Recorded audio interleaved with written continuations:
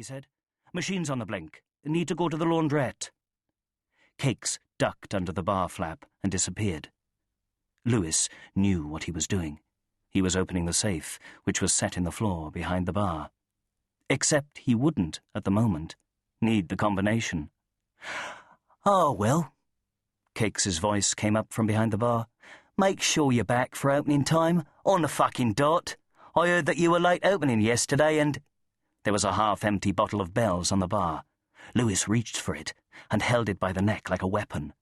"And that means I lost money. And if there's one thing I hate, it's losing money. It'll come out of your wages. Why's this safe open? Where's the fucking money gone?" Cakes rose up from behind the bar, and as soon as Lewis saw his baseball cap, he brought the bottle down onto it, as hard as he could. It didn't break, but there was a terrible thunk noise. Lewis felt the impact in his shoulder, and Cakes went back down behind the bar, as if shot. Lewis raised the bottle again and waited for Cakes to reappear, and when he didn't, he leaned over the bar to look. Saw Cakes on his back. His eyes rolled to show the whites. For a horrible moment, Lewis thought he might be dead. But then he saw Cakes' chest rising and falling, so he dropped the bottle and hoisted the heavy rucksack back onto his shoulders and ran. He made for the nearest tube station, but suddenly it seemed very far away, so he hailed a taxi instead. He could afford the fare now, and could even afford to leave a tip for the driver at Paddington Station, where he bought a ticket, one way, for the next Swansea train. It wasn't leaving for an hour, so he went into the station bar and bought a pint of lager and a whiskey nip, and sat in the corner facing the door so he could see who came in. His hands shook as he raised the drinks to his lips, and they only stopped shaking after 4 drinks, 2 pints and 2 whiskies.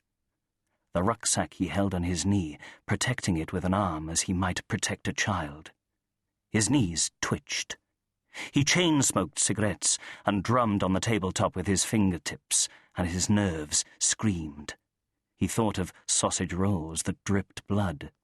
He thought about cutting into a pie and finding his own eyes staring out at him.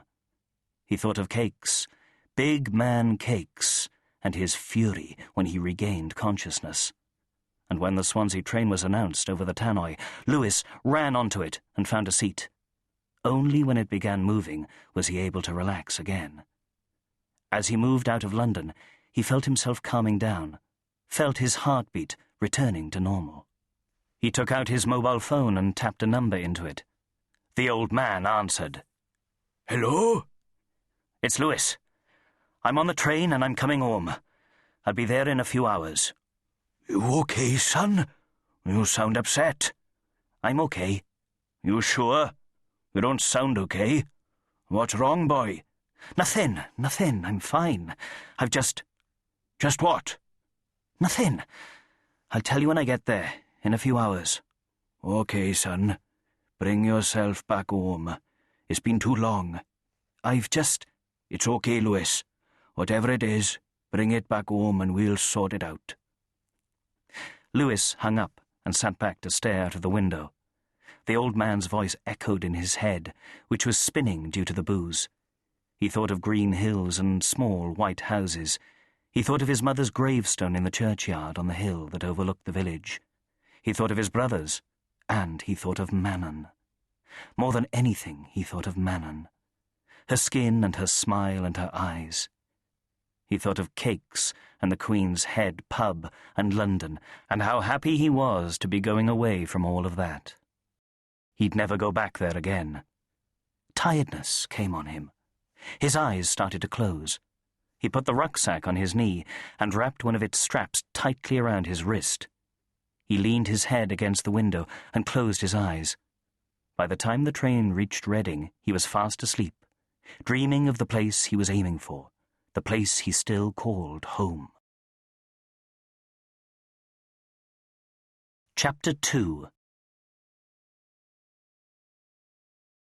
Can you believe it? He hits me, over the head with a fucking bottle. He's taken every last penny from the safe and fucked off, and I know where he's gone. Back to bleed.